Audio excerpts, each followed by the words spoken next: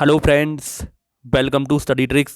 दोस्तों, इस lecture series में हम डिस्कस कर रहे हैं यूपी जीके यानी कि उत्तर प्रदेश सामान्य ज्ञान। ये इसका पार्ट नंबर 2 है। इससे पहले मैंने इस पर एक पार्ट बनाया है, आप उसे भी देख सकते हैं। आप लोगों को बता दूं, अगर आप लोग यूपी का कोई भी एग्ज़ाम हो, चाहे लेखपाल हो, यूपीएसआई हो, या कोई भी ऐसा एग्ज़ाम हो जिसमें यूपी जीके से क्वेश्चन पूछे जाते हैं, तो ये वीडियो आपके लिए बहुत ज़्यादा हेल्प करेगी। दोस्तों, इस लेक्चर सीरीज़ के जरिए हम पूरा यूपी जीके कवर करेंगे।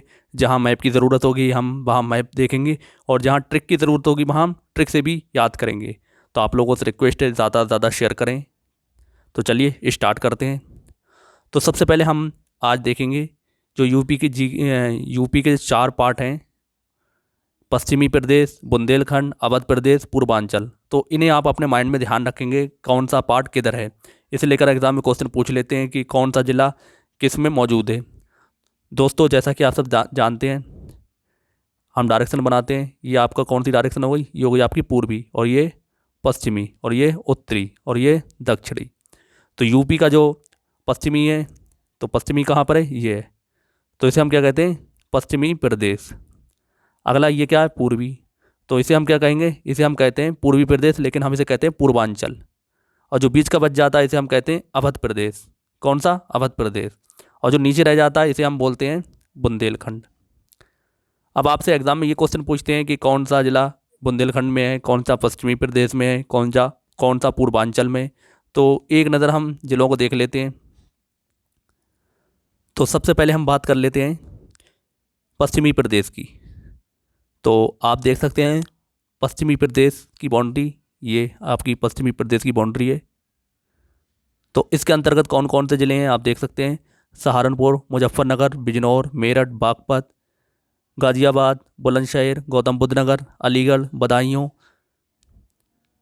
कांशीराम नगर, शाहजहांपुर, बरेली, पीलीभीत, रामपुर। दोस्तों, ये थोड़ा ओल्ड मैप है, इसमें 2-4 ज़िले आपको कम मिलेंगे, लेकिन आपको ये ध्यान रखना है कि कौन सा ज़िला कौन से यूपी का कौन से भाग में है। तो आप इनको ध्यान रख सकते हैं: आगरा, मथुरा, फिरोज़ाबाद। तो आपको ध्यान रखना है। नेक्स्ट हम देखते हैं अवध प्रदेश। तो आप देख सकते हैं अवध प्रदेश आपका ये अवध प्रदेश है। तो इसमें कौन कौन से ज़िले आते हैं? तो खीरी, सीतापुर, बाराबंकी, लखनऊ, हरदोई, फरुखाबाद, कन्नौज, इटावा, औरैया, कानपुर नगर, कानपुर देहात, उन्नाव और रायबरेली। तो ये सब किसके भाग, कौन से भाग में मौजूद हैं? यूपी के अवध प्रदेश में। चलिए हम नेक्स्ट देखते हैं। नेक्स्ट है हमारा थोड़ा सा, तो ये हमारा पूर्वांचल। तो पूर्वांचल की बाउंड्री को आप देख सकते हैं, ये है पूर्वांचल। अब इसमें कौन कौन से ज़िले आते हैं? गोंडा, श्रावस्ती, बहराइच, बलरामपुर, सिद्धार्थनगर, संत कबीर नगर, महाराजगंज, कुशीनगर, गोरखपुर, फैज़ाबाद, अंबेडकर नगर, सुल्तानपुर, प्रतापगढ़, फतेहपुर, कौशाम्बी, संत रविदास नगर, वाराणसी, गाजीपुर, मऊ, बलिया, आजमगढ़, मिर्ज़ापुर, इलाहाबाद यानी कि प्रयागराज। तो ये सब किसके कौन से भाग में मौजूद हैं यूपी के? तो ये सब ज़िले यूपी के पूर्वांचल में मौजूद हैं। तो आप इन सबको ज़रूर ध्यान रखें। नीचे सोनभद्र भी कौन से भाग में मौजूद है? पूर्वांचल में। अगला हम देखते हैं बुंदेलखंड। तो बुंदेलखंड आप देख सकते हैं यूपी का ये भाग कौन सा कहलाता है? बुंदेलखंड। तो इसमें चित्रकूट, बांदा, हमीरपुर, जालौन, झांसी, महोबा, ललितपुर। तो ये सब कौन से भाग में मौजूद हैं? यूपी के बुंदेलखंड में। तो आप इन सबको ध्यान रख सकते हैं। इसमें 2-4 ज़िले कम हैं जो कि बाद में हुए हैं, ये ओल्ड मैप है। तो आप उस चीज़ को ध्यान रखेंगे कहाँ से कौन सा भाग में कौन सा ज़िला है। चलिए अब हम नेक्स्ट देखते हैं। नेक्स्ट हम देखते हैं उत्तर प्रदेश के मंडल। तो मंडल को आपको ज़रूर ध्यान देना है। सबसे पहला है आपका सहारनपुर मंडल। तो आपको बड़ा करके दिखा देता हूँ, ये आपका सहारनपुर मंडल है। तो ये आपका सहारनपुर मंडल है। तो इसमें सहारनपुर, मुजफ्फरनगर, शामली, ये 3 डिस्ट्रिक्ट मौजूद हैं। तो आप इस चीज़ को ध्यान रखेंगे। अगला हम देखते हैं मेरठ मंडल। तो मेरठ मंडल को देख लेते हैं। तो मेरठ मंडल में बागपत, मेरठ, गाज़ियाबाद, हापुड़, बुलंदशहर, गौतम बुद्ध नगर। तो ये सब कौन सा है? मेरठ मंडल में। तो आप इसको ध्यान रखेंगे। दोस्तों आप इसका स्क्रीनशॉट ले सकते हैं। वैसे इसमें कुछ पढ़ने लायक है नहीं, लेकिन आपको ध्यान रखना है कौन से मंडल में कौन सा डिस्ट्रिक्ट आता है, क्योंकि एग्ज़ाम में आपसे पूछ लेते हैं कि ये कौन से मंडल का भाग है।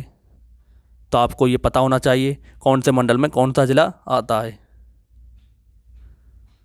चलिए नेक्स्ट हम देखते हैं उत्तर प्रदेश के वन्यजीव विहार। तो सबसे पहला है हस्तिनापुर वन्यजीव विहार। इसकी स्थापना कब की गई थी? 1986 ईस्वी में। इसका क्षेत्रफल कितना है? 2073 वर्ग किलोमीटर। कौन कौन से जिलों के अंदर ये? गाज़ियाबाद, मेरठ, मुजफ्फरनगर और मुरादाबाद। तो आपको ये सब ध्यान रखना है। सबसे बड़ा जो वन्यजीव विहार है कौन सा है? हस्तिनापुर वन्यजीव विहार। अगला है राष्ट्रीय चंबल वन्यजीव विहार। 1979 ईस्वी में इसकी स्थापना हुई थी। 635 वर्ग किलोमीटर में है और कौन से डिस्ट्रिक्ट में है? इटावा और आगरा में। चलिए नेक्स्ट हम देखते हैं। नेक्स्ट है आपका कैमूर वन्यजीव विहार। तो 1982 ईस्वी में इसकी स्थापना हुई थी। 501 वर्ग किलोमीटर इसका क्षेत्रफल है। सोनभद्र और मिर्ज़ापुर की में ये मौजूद है। अगला है दुधवा राष्ट्रीय उद्यान। 1977 ईस्वी में इसकी स्थापना हुई थी। 490 वर्ग किलोमीटर में स्थित है ये, और कौन से ज़िले में है? लखीमपुर खीरी। अगला है डॉक्टर भीमराव अंबेडकर वन्यजीव विहार। 2003 में इसकी स्थापना की गई थी और 457 वर्ग किलोमीटर इसका क्षेत्रफल है। कौन से ज़िले के अंदर है? प्रतापगढ़। अगला है हमारा सोहेलवा वन्यजीव विहार। तो इसकी स्थापना 1988 ईस्वी में की गई थी। 452 वर्ग किलोमीटर इसका क्षेत्रफल है। गोंडा और बहराइच पर है, गोंडा और बहराइच के अंदर है ये। अगला है सोहागी बरवा वन्यजीव विहार। 1987 ईस्वी में इसकी स्थापना की गई थी और 428 वर्ग किलोमीटर इसका क्षेत्रफल है और यूपी के महाराजगंज में स्थित है। अगला है हमारा कतरिया नियाघाट वन्यजीव विहार। 1976 में इसकी स्थापना की गई थी और 410 वर्ग किलोमीटर इसका क्षेत्रफल है और कहाँ पर है? बहराइच में। अगला है रानीपुर वन्यजीव विहार। तो 1977 ईस्वी में इसकी स्थापना की गई थी और 230 इसका क्षेत्रफल है। बांदा में ये मौजूद है, या फिर कह सकते हैं चित्रकूट में। तो आपको ध्यान रखना है, ये ओल्ड बुक है थोड़ी, तो ध्यान रखना है चित्रकूट के अंदर है ये। अगला है किशनपुर वन्यजीव विहार। तो 1972 में इसकी स्थापना की गई थी और 227 इसका वर्ग किलोमीटर क्षेत्रफल है और लखीमपुर खीरी के अंदर ये मौजूद है। तो आपको ये सब ध्यान रखना है। नेक्स्ट हम देखते हैं नगर और उनके उपनाम। इससे लेकर भी एग्जाम में क्वेश्चन पूछ लेते हैं। तो आगरा को ताज नगरी कहते हैं, आपको पता ही होगा। अयोध्या राम जन्मभूमि स्थल कहलाता है। अलीगढ़ ताला नगरी, अलीगढ़ का नाम हरिगढ़ हो गया, ये भी ध्यान रखेंगे। इलाहाबाद यानी कि प्रयागराज संगम नगरी कहलाती है। मथुरा कृष्ण नगरी, कन्नौज खुशबुओं का शहर, लखनऊ नवाबों का शहर, फिरोजाबाद सुहाग नगरी। तो ये सब आप ध्यान रखेंगे। अगला दिया गया है प्रदेश के 8 जिलों के परिवर्तित नाम। महामाया नगर को पुनः हाथरस कर दिया गया। दोस्तों जब मायावती की सरकार थी तो इससे हाथरस को महामाया नगर कर दिया था, लेकिन अब पुनः इसे क्या कर दिया गया? हाथरस कर दिया गया। रमाबाई नगर को दोबारा कानपुर देहात कर दिया गया। इसी तरीके से छत्रपति साहू जी नगर को अमेठी कर दिया गया। तो इनके नाम चेंज हुए थे, दोबारा इन्हें उन्हीं नाम को कर दिया जो था। काशीराम नगर को कासगंज दोबारा कर दिया। प्रबुद्ध नगर को शामली कर दिया गया। पंचशील नगर को हापुड़ कर दिया गया। ज्योतिबा फुले नगर को दोबारा क्या कर दिया गया? अमरोहा। भीम नगर को दोबारा क्या कर दिया गया? संभल कर दिया गया। तो आप इन सबको ध्यान रखेंगे। नेक्स्ट हम देखते हैं वर्ष 2018 में बदले गए नाम। तो मुगल सराय जंक्शन का नाम दीनदयाल उपाध्याय रेलवे जंक्शन कर दिया गया। इलाहाबाद को प्रयागराज कर दिया गया। फैज़ाबाद को अयोध्या कर दिया गया। इसी तरीके से अलीगढ़ को हरिगढ़ कर दिया गया। फैज़ाबाद को क्या कर दिया गया? अयोध्या। तो इन सबको भी आप ध्यान रखेंगे। नेक्स्ट आपको दिया गया है प्रमुख खनिज। तो बॉक्साइट, रॉक फॉस्फेट बांदा जिले में है। फाइराइट्स और एस्बेस्टस मिर्ज़ापुर के अंदर होते हैं। यूरेनियम और तांबा ललितपुर के अंदर। अगला है हीरा। तो बांदा और मिर्ज़ापुर के अंदर पाया जाता है। कोयला सिंगरौली और सोनभद्र में पाया जाता है। संगमरमर मिर्ज़ापुर और सोनभद्र में पाया जाता है। डोलोमाइट मिर्ज़ापुर, सोनभद्र और बांदे में पाया जाता है। जिप्सम हमीरपुर और झांसी में पाया जाता है। बायराइट्स और इंडुलुसाइट मिर्ज़ापुर और सोनभद्र में पाया जाता है। तो ये सब भी आप ध्यान रखेंगे। नेक्स्ट हम देखते हैं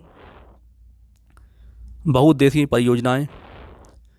तो रेहंद बांध परियोजना रेहंद नदी पर है। माता टीला परियोजना बेतवा नदी पर है। रामगंगा परियोजना, मध्य गंगा परियोजना, शारदा परियोजना, घाघरा नदी परियोजना, गोविंद बल्लभ सागर परियोजना, ओबरा जल पर विद्युत केंद्र, गंडक परियोजना। तो ये प्रमुख परियोजनाएं हैं, इनके बारे में हम आगे और विस्तार से पढ़ेंगे। लेकिन अभी आप ध्यान रखें कौन कौन सी उत्तर प्रदेश के अंदर परियोजनाएं मौजूद हैं। अगला है नदियों किनारे बसे नगर। तो आगरा यमुना नदी के किनारे, लखनऊ गोमती नदी के किनारे, बाटेश्वर यमुना नदी के किनारे, इलाहाबाद यानी कि प्रयागराज गंगा यमुना सरस्वती के संगम पर है, कानपुर गंगा नदी के किनारे है, वृंदावन यमुना के किनारे है, गोरखपुर राप्ती के किनारे है, मथुरा यमुना के किनारे है। तो ये सब आप ध्यान रखेंगे, इसे लेकर डायरेक्ट क्वेश्चन पूछते हैं। अगला है राजघाट गंगा किनारे, जौनपुर गोमती के किनारे, वाराणसी गंगा किनारे, हमीरपुर यमुना किनारे, कौशाम्बी यमुना नदी किनारे, सुल्तानपुर गोमती नदी किनारे, गाजीपुर गंगा नदी के किनारे स्थित है। तो आप इन सबको ज़रूर ध्यान रखें। नेक्स्ट है कुछ विभिन्न तथ्य दिए गए हैं, तो इनको भी आप ध्यान रखेंगे। सबसे पहला उत्तर प्रदेश के प्रथम मुख्यमंत्री श्री गोविंद बल्लभ पंत थे, ये आपको ध्यान रखना है। उत्तर प्रदेश की प्रथम राज्यपाल श्रीमती सरोजिनी नायडू थी।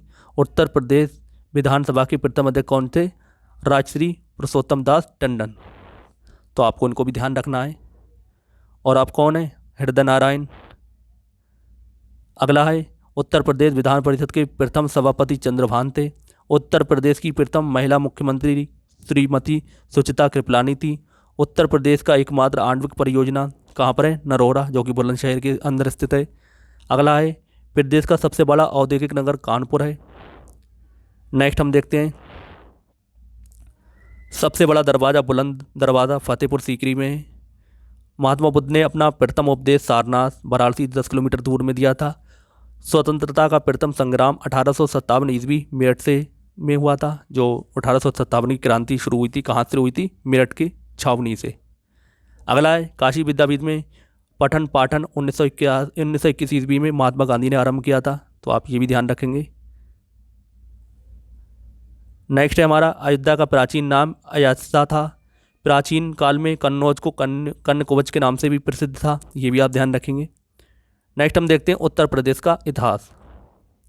तो प्राचीन काल में गंगा के मैदान में स्थित उत्तर प्रदेश क्षेत्र को मध्य देश के नाम से जाना जाता था। किस नाम से जानते थे? मध्य देश। मध्य देश वर्तमान में उस समय कुरु, पंचाल, काशी, कौशल, सूरसेन, चेदी, बस और मल्ल महाजनपद स्थापित थे। तो ये मध्य प्रदेश के अंतर्गत उत्तर प्रदेश जो भी गंगा के मैदान में स्थित था उसे मध्य प्रदेश कहते थे। तो इतने महाजनपद के अंदर ये आते थे इसके अंतर्गत।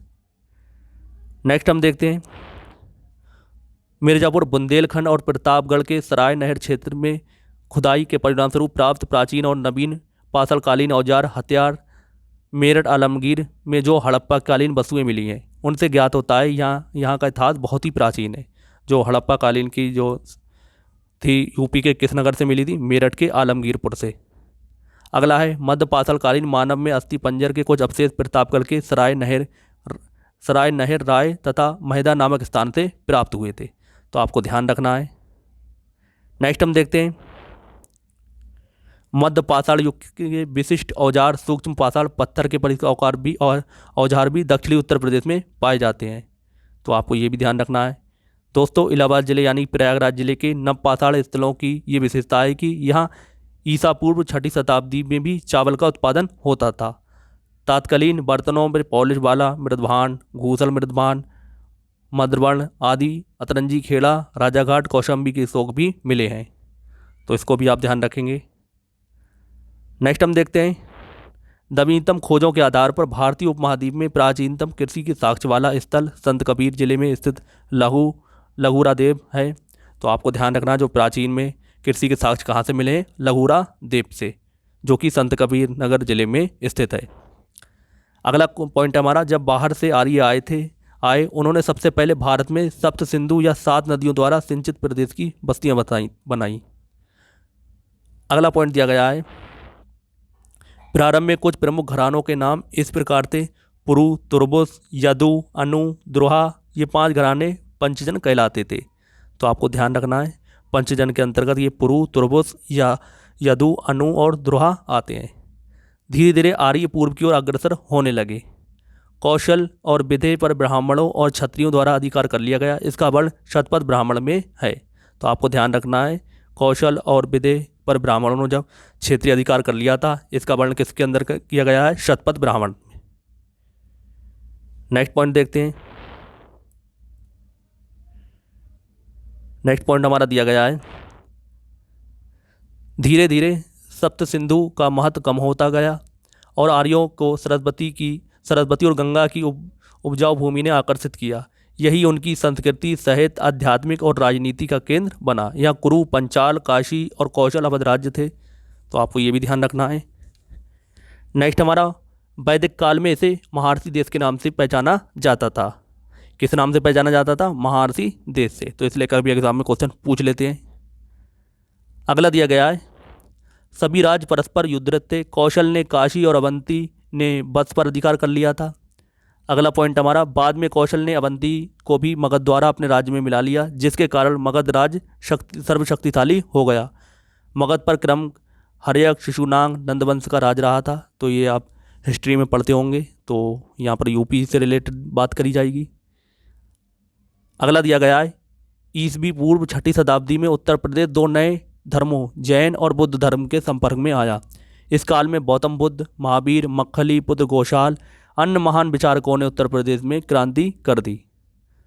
तो गौतम बुद्ध, महावीर, स्वामी मक्खली पुत्र घोषाल, ये सब उत्तर प्रदेश से संबंधित थे। अगला दिया गया है, जैन धर्म के प्राचीनतम सिद्धांतों की उपनिष्ठा। तो 23वें तीर्थकर पार्श्वनाथ वाराणसी के थे। तो आपको ये ध्यान रखना, ये क्वेश्चन आपसे पूछते हैं।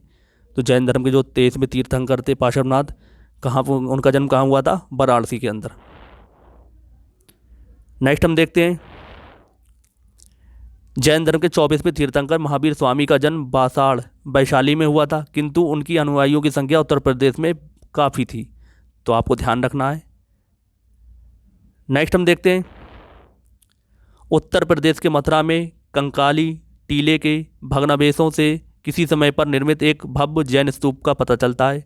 मध्य युग के प्रारंभ में निर्मित अनेक जैन धर्म की विशलियाँ आज भी देवगढ़, चंदेरी और अन्य स्थलों पर सुरक्षित हैं। ये भी आप ध्यान रखेंगे। अगला आपको दिया गया है, गौतम बुद्ध ने बोधगया में ज्ञान प्राप्त करने के बाद सारनाथ में अपना प्रथम उपदेश दिया था। तो जिसे बौद्ध ग्रंथों में धर्मचक्र प्रवर्तन के नाम से जाना जाता है। आपको ये भी ध्यान रखना है। 6ठी शताब्दी में 16 महान जनपदों में गहरी प्रतिस्पर्धा चल रही थी। तत्कालीन राज्य और उनकी राजधानियों के नाम निम्न प्रकार हैं। महाजनपद और उनकी राजधानी। तो इससे रिलेटेड भी एग्जाम में क्वेश्चन पूछ लेते हैं। तो आपको ध्यान रखना है। नेक्स्ट आपके सामने दिया गया है, तो है कुरु। तो कुरु में कौन कौन से जो जिले हैं आज के? मेरठ, दिल्ली, थानेश्वर वाला क्षेत्र। और इनकी राजधानी कहाँ थी? इंद्रप्रस्थ, जो कि दिल्ली के पास थी। अगला है पंचाल। तो पंचाल आज के क्षेत्र बरेली, बदायूं, फर्रुखाबाद वाला क्षेत्र कौन सा कहलाता था? पंचाल। और इसकी राजधानी कहाँ थी? अचित्र, जो कि बरेली के पास रामनगर में। अगला है सूरसेन, जो मथुरा के आसपास का क्षेत्र है, ये सूरसेन कहलाता था। और इसकी राजधानी क्या थी? मथुरा।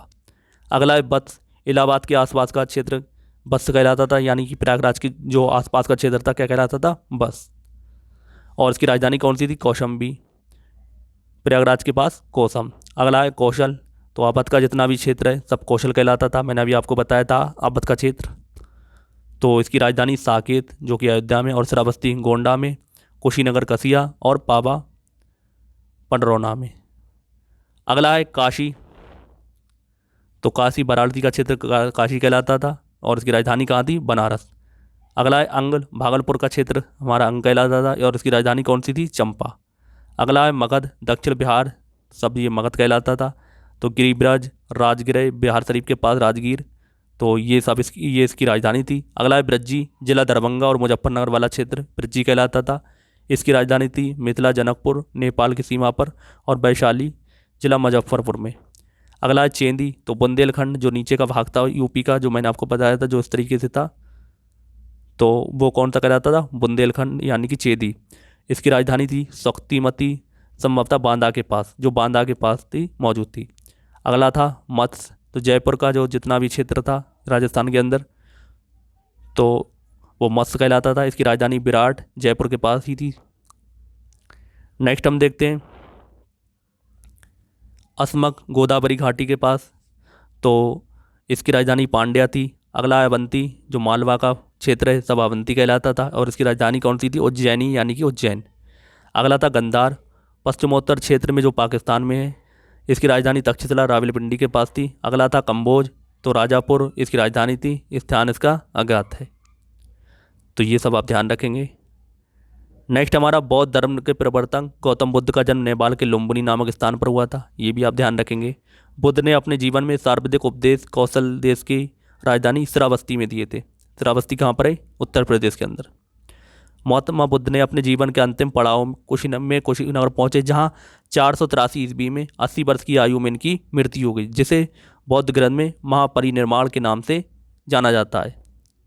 अगला है 1840 से 1853 के मध्य झांसी, जालौन, हमीरपुर डलहौजी की हड़प नीति के अनुसार अंग्रेजी राज्य में मिला लिए गए। तो आपको ध्यान रखना है, जालौन, हमीरपुर, डलहौजी ने इसे हड़प नीति के साथ मिला लिए। सन 1857 की क्रांति की शुरुआत मेरठ से हुई थी। आपको ध्यान रखना है। 1857 ईस्वी में इस विरोध में श्रीगी, अलीगढ़, बरेली, लखनऊ, कानपुर तथा इलाहाबाद को स्वतंत्र कराने के लिए विद्रोही सैनिक व जमींदारों ने वहां अपनी सरकारें स्थापित कर दी थी। 1857 में इस महान विप्लव में बरेली के प्रशासक खान बहादुर खान नामक रोहिल्ला सैन्य अधिकारी ने ग्रहण कर लिया था। 1857 के इस महान विप्लव में कानपुर में प्रशासन नाना साहब के अधिकार में था। इलाहाबाद में अध्यापक मौलवी लियाकत अली के अधिकार में था। ये सब आप हिस्ट्री में पढ़ा भी होगा, लेकिन आपको यहाँ भी ध्यान रखना है जो यूपी से रिलेटेड है। लखनऊ के विद्रोह का नेतृत्व बेगम हजरत महल कर रही थी। 1857 में के विद्रोह में तात्या टोपे विद्रोही के प्रमुख योद्धा थे। झांसी में विद्रोह का नेतृत्व महारानी लक्ष्मीबाई कर रही थी। इस विद्रोह के दमन में जनरल होयरोज को सक्रिय किया गया था। 1 नवंबर 1857 को एक शाही घोषणा द्वारा सत्ता ईस्ट इंडिया कंपनी से हटाकर महारानी विक्टोरिया के हाथों में आ गई। अगला दिया गया हमारा 1858 में दिल्ली के डिवीज़न के उत्तर पश्चिमी प्रदेश से अलग करके प्रदेश की राजधानी आगरा से इलाहाबाद स्थानांतरित कर दी गई। 1872 में उत्तर पश्चिमी प्रदेश के लेफ्टिनेंट गवर्नर का पद और अवध के चीफ कमिश्नर का पद एक कर दिया गया। इस क्षेत्र को उत्तर पश्चिमी प्रदेश आगरा का अवध प्रांत कहा जाने लगा। तो आपको ये भी ध्यान रखना है। नेक्स्ट है 1902 में इसे आगरा और अवध संयुक्त प्रांत के नाम से जाने लगा।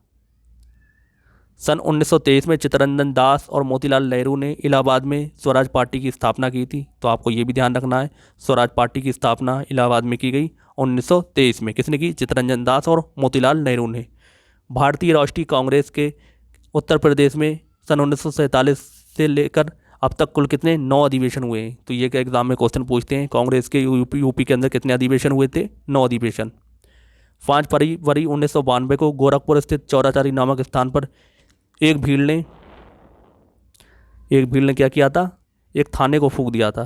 तो आगे दिया गया है, पुलिस स्टेशन को घेरकर जला दिया, जिसमें 22 पुलिसकर्मियों की मृत्यु हो गई थी। उपयुक्त घटना से आहत होकर गांधी जी ने 12 फरवरी 1922 को समय से पूर्व ही असहयोग आंदोलन को समाप्त करने की घोषणा की थी। ये भी आप ध्यान रखेंगे। अगला दिया गया है आपको, संयुक्त प्रांत में लखनऊ के समवर्ती क्षेत्र सन 1920 से 22 के मध्य किसानों के बीच चले एक आंदोलन के नेतृत्व मदारी पासी नामक किसान ने किया था। तो आपको ये भी ध्यान रखना है। 1937 ईस्वी में इसका नाम संयुक्त प्रांत कर दिया गया। किसका? यूपी का। ये भी आप ध्यान रखेंगे।